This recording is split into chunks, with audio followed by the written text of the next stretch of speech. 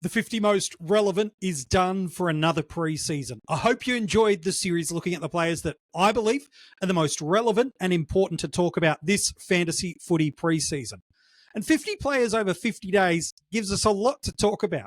But I got to be honest, I kind of wish I could fit like 70 names into the 50 because there's so many players and possibilities of who not only is relevant, but the impacts it can have on our preseason sides. So throughout this episode, I'm going to look at 10 players that are just unlucky to not make the 50 most relevant this year. I'll give you a couple reasons why I like them. And ultimately, I think they're still important players to consider and are relevant to a degree, but I just couldn't justify them in my 50. Who knows? Maybe they're players that in your 50 most relevant, you would have inside yours.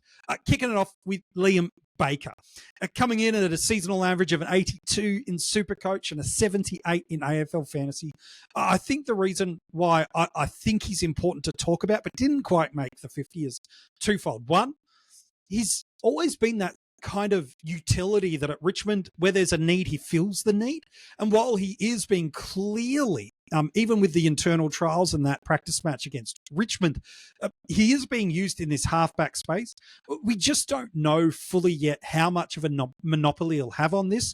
And he's a good ball user. I wouldn't say he's elite by any means, but I think you throw the combination of him in a important role for West Coast. I think the fact that we'll see a significant amount of ball still in that Eagles back half, and then you consider what a premium forward needs to score this year to be a top line option. All those kind of things do stack nicely for a Liam Baker. And so I see why across the formats he's gaining some traction in popularity. He's double digits in a couple of the formats. To me, I'm not close to it. I also probably would rather, if I was looking for someone other than the McRaes, the Smiths, to anchor with a bit more depth in my forward line and go up rather than down, I'd probably rather the Horn Francis, the Rankle, or even a Dylan Moore over him. I still think he's an important consideration. If he comes out and knocks it out of the park in the community series and the Eagles play almost exclusively through him, I'm a little bit more interested then. But for now, relevant, yes, but not quite enough to make my top 50. In at number 2, and these are in no particular order, by the way, but in at number 2, Dan Houston, coming in off a seasonal average of 94 in AFL Fantasy and Dream Team and a 106.8 in SuperCoach, almost identical to what he did the season prior in 2023. Really important new playmaking piece for Collingwood. I think there's a couple of things I like about him, and there's something that I'm a little bit cooler on. The opening round match would normally help us a lot from a playmaking and structural piece, but we're going to miss what that looks like for Dan Houston as he serves the final of his big suspension in this new club. So that doesn't hurt us from a fantasy perspective in terms of a sense of points on field. It does change his price cadence a little bit because he's not going to have that double movement in AFL Fantasy or be at week 2 when everyone else is at week 1 in SuperCoach and Dream Team. So I think that hurts him a little bit. But politely, we know what he's going to be, right? The core and central playmaker off halfback. It was already scoring in the universe of one of our top line defenders. And Port Adelaide and Collingwood are really interesting case studies. Collingwood really had a disappointing year last year. If you think they're going to be closer to their 2022 and 2023 fantasy and SuperCoach scoring outputs, well, this now puts him up at a really interesting spot because that's around the ecosystem of what Port Adelaide have been last year and the year prior. And so if you get the guy in the role that I fully convinced he's going to have, which is similar to his career at Port Adelaide, in a team where he is the distributor and the playmaker, well, I'm pretty confident he should and could be right around the mark of what he is. I think the thing that turns me away from wanting to start Dan Houston isn't the concern about his role by any means. To me, it's the fact that he's got the early buy that shares with some really important other more value names, and I wouldn't ascribe value to Dan Houston. Mills, Roberts, De Koning if he gets that ruck opportunity at Geelong, Perryman, Coleman, who I don't think will be right to go then, but he sits through there. And if you are going up at the top line, you've got a Dane Zorko. So I think Houston's a little bit of a victim of who he shares the buy with. That doesn't rule him out of relevance, but rules him out of the 50 from my perspective. But a fantasy performer without doubt. I'm not concerned about a scoring regression in a new side. I do think Collingwood improve. And with Dacos's, the distributor and the playmaker through the midfield, I think Houston has just absolute A1 domination in that space. So I think he's going to be a great scorer for us. Just a little concerned about that starting option with the other value options around him that I'm going to choose to value at a little bit of a higher point. Number 3, Colby McKercher, coming in at a 88.5 average in SuperCoach and an 82.3 in AFL Fantasy. Another one of these young developing stars that just come into the AFL system ready-made, defensive eligible for us. And importantly, when he had 3 or more kick-ins last year, he averaged a 95.4 in fantasy and a 106.5 in SuperCoach. This is absolutely the top line areas we want and need and hope that he can get to. The uncertainty is kind of twofold. One, what's his consistent role going to be?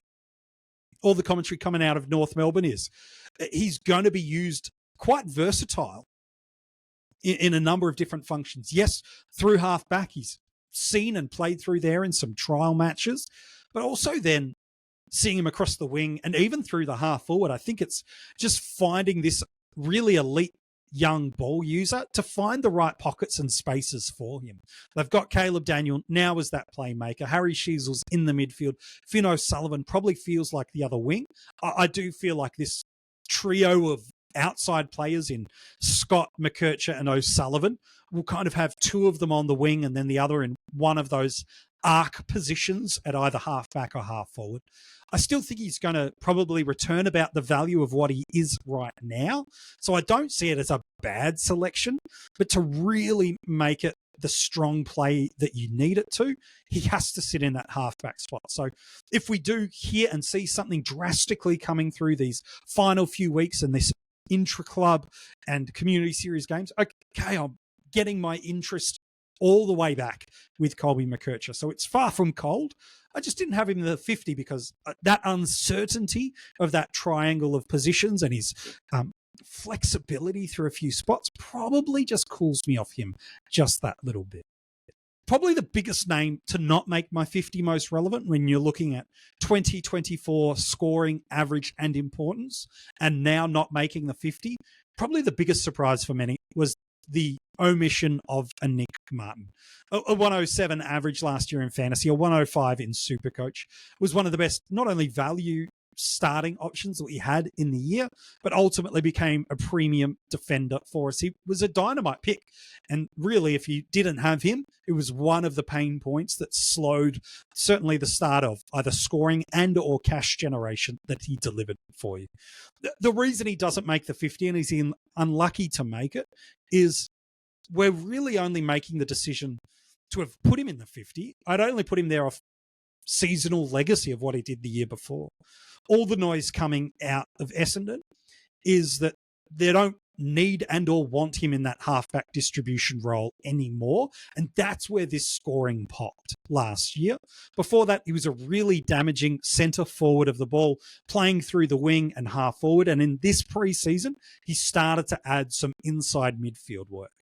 I still think he's going to score okay for us as an inside mid that's getting involved in the transition ball movement of the Bombers, but not this 105 plus scoring, which is where he's priced at across the formats. That's more a guy that is sitting off the ball and is a playmaker, not a guy that's also taking a lion's share of winning the ball at the contest and then being farmed out through those spaces. So to me, I think he's going to be a perfectly fine option for us, but I don't see him as a top-line premium defender right now.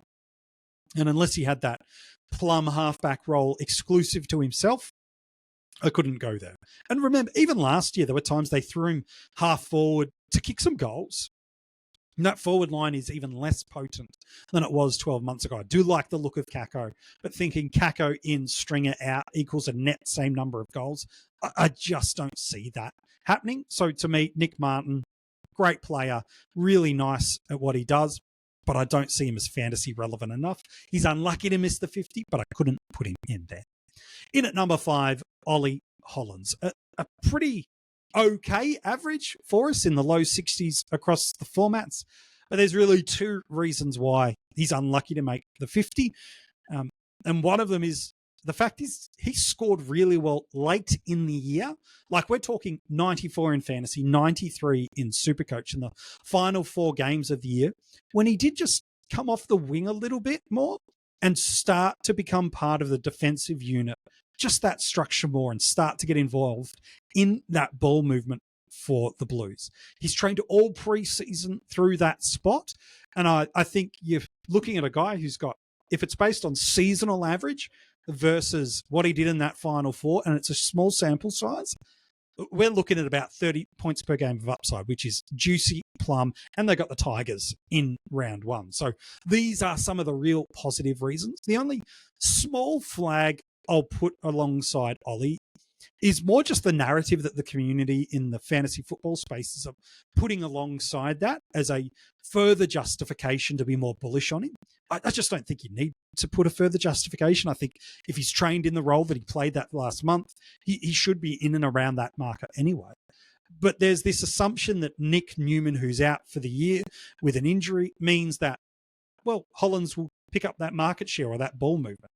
The reality is Hollands isn't the defender or as clean a ball user as Nic Newman is.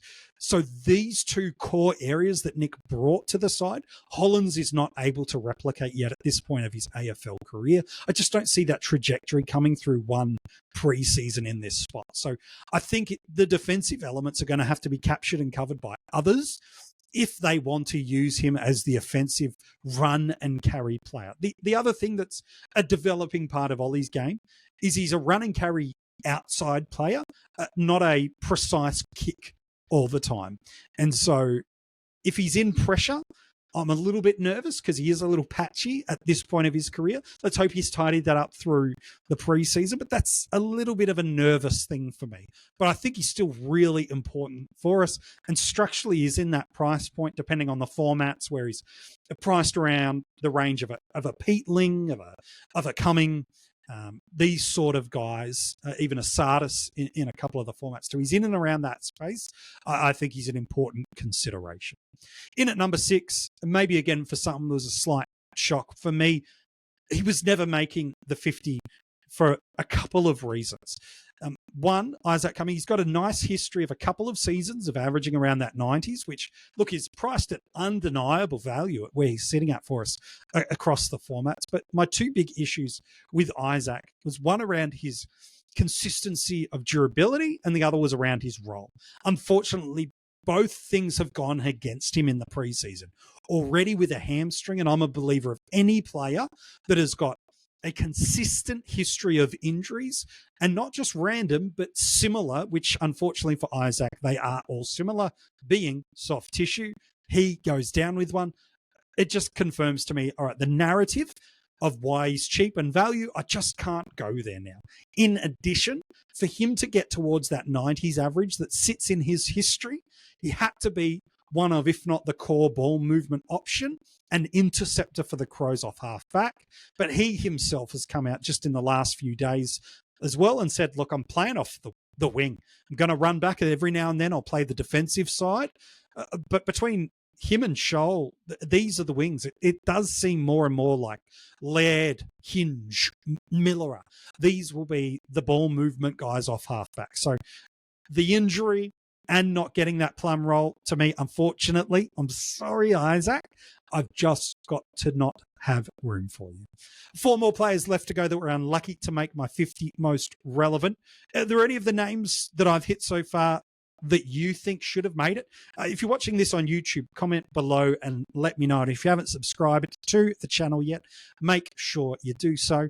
But I do want to know, have I hit any of your players yet in the 50 most relevant? 4 more to go. Bailey Dale, 98 average in SuperCoach last year, and 92 average in AFL Fantasy.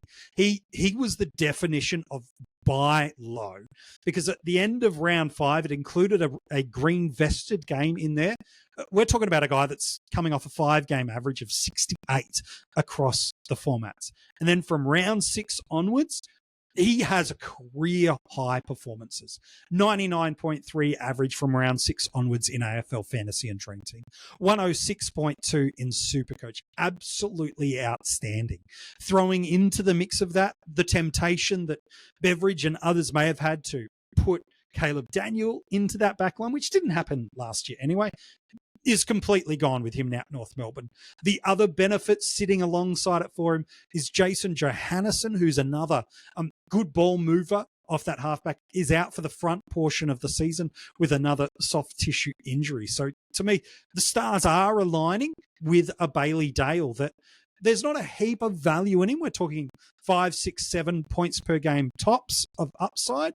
And that is if you believe what he's priced at now, which is about what he'd normally been for us, is that he can actually get to what we saw from round 6 onwards last year. If you think that trend is closer to his new normative rather than what he'd been the season or two prior, then I actually really quite like the shout of a Bailey Dale as a starting option. It's an interesting one. Some are really pro Sheasel, some are a little uncertain. Sinclair's hamstring injury means they've either jumped off him and gone to Sheasel or gone to his teammate in Nasiah Wanganeen Miller. Some are keen on a Sicily. I am personally not. There's lots of different movements, and it's why people are looking at a Bailey Dale, because they're seeing a combination of historical pedigree and a potential recency bias of upside that might be coming our way. So I think he's really relevant. I think he's important. I just couldn't squeeze him into my 50.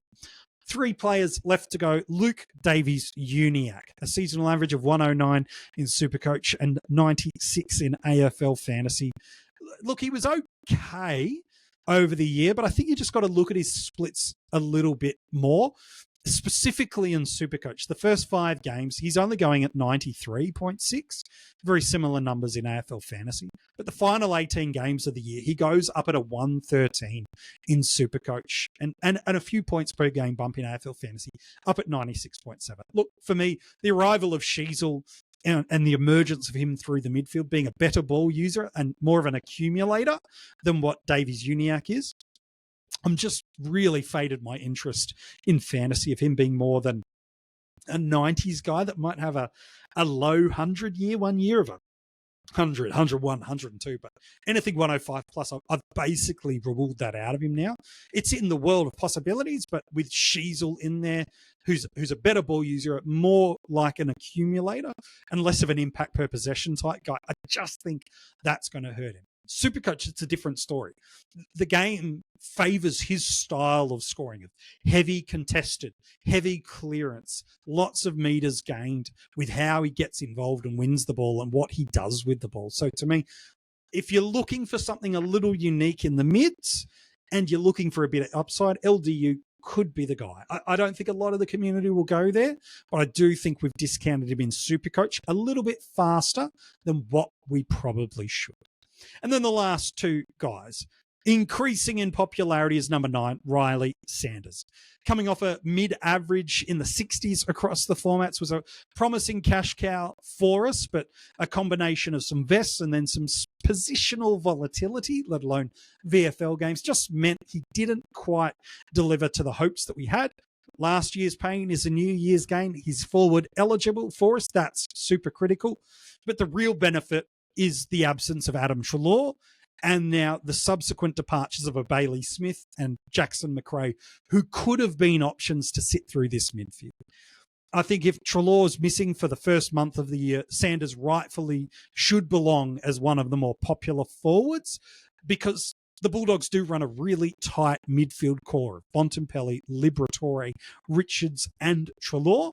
If Treloar's out, it does make a lot of sense for Sanders to be the next option in there, because he's got similar skill sets and being mentored by Adam as comparison to a Kennedy or a Harms, who I think are both perfectly fine options to throw in there. But if you're trying to do some form of replication of like for like, neither Kennedy or Harms are the style of player that Treloar is. I can see Sanders being more of that runner and accumulator, and has showed that scoring tendencies at all levels of the game. So keep an eye on Treloar's time out of the game and more definitiveness. The other thing I like about Sanders here, who without the Treloar injury I probably wasn't as keen, is that he's a nice parachute option for you here because, again, I'm pretty confident that someone's going to pop in this price range. For some, it might be an not an LDU, a Simpkin. They might be quite interested in. Okay, well, he's a simple trade over there. Maybe you're only running one or two rooks on field in your forward line, and the others that you might choose to miss. Maybe you've missed a Dan Curtin and he goes 70-70, for example, or an Isaac Kako or a Joe Berry or a Connor Stone, Elijah Hewitt. Any of these other guys come out and perform well, he's drop it down, and now you've got some cash to be able to make another correctional maneuver if you need to. So I don't think it's in a chaotic space to go get him. So to me, I think the combination of no Treloar early and the parachute option means you can, with Riley Sanders, have your cake and eat it too. Again, Treloar fit, probably not keen on Sanders at all, and that's why he didn't make the 50, but he does fit in my 10 unlucky to miss. And then the last guy I've put in there, Kieran Briggs. There was only so many rucks I could put in the 50 most relevant. We had so many names sitting through there. Maybe if I had my time again, I'd change it. That's the nature of the list, hey? Coming in an average of 91.5 in fantasy and a 95.8 in SuperCoach. That's coming off the 2023 season average of a 108 in SuperCoach and a 95 in fantasy. What I liked about him is his last 12 games of the year. He's up in and around that 100 marker and over that 100 marker across the formats. And the reason I like that is it gives you a little bit of a look at what the top line rucks are doing. We put Tristan Cherry at the number 1 spot of the 50, and myself and Pig Mentality unpacked some of the hesitations we have early around Cherry and thinking that his pathway is almost going to be identical if it's based on fixture analysis and a repetition of that. That he'll go low hundreds to start the year and then storm home in the back few months of the year. We want to see that. We want to see how Rowan Marshall's body builds and recovers through suffering a preseason injury. What and how is Max Gawn going, who's up near a peak price point? Tim English has got a good fixture early based on what he did in 2024, but there is some uncertainty just about how they're going to structure up that tools line with no Jamara Ugle-Hagan early. So there's a lot of question mark. What Briggs gives you is a guy that really, he's priced at his basement of what I think is as bad as he's going to be, with the upside of about 10 points per game, if not a little bit more. And that might just be enough to get you through. Yes, the early buy is not ideal, but honestly, it's probably the easiest buy for us to negotiate in best 18. Let alone if any of the likes of Reedy or Reed from the Western Australian-based teams in the West Coast Eagles and the Dockers happen to play. You could almost get away with someone like Briggs as a nice look and see. So I'm really interested in Briggs. Structurally, I think he could unlock, if you're not sold on one of the set and forget options to pair with a DeConing or DeConing in general, then Briggs, I feel, gives you at least a little peek at what you think the top line rucks are going to do. And it then becomes an easy movement. Look, it's probably not for everybody, but I quite like it as a play. I may or may not have him in my team right now. You'll never know. But those are 10 players, I think, that are unlucky to miss the 50 most relevant. Who would you say was unlucky to miss? Who would you say, nah, MJ, I want to squeeze this player in? I'd love to know about him. Let me know if you're watching this on YouTube with a comment below on the player you think deserved to make the 50 most relevant. If you haven't subscribed to the channel yet, make sure you do so. If you're listening to this as an audio podcast and you haven't given us a 5-star rating, friend, it takes you 5 seconds, but it makes a huge difference to the team here at the Coaches Panel when you do that, as people start looking and searching for their fantasy footy content as we get closer to the end of the 2025 preseason. Hey, thanks so much for watching. Thanks so much for listening. New content dropping every single day here on the channel, and we can't wait to be back with you again tomorrow, talking all things fantasy footy.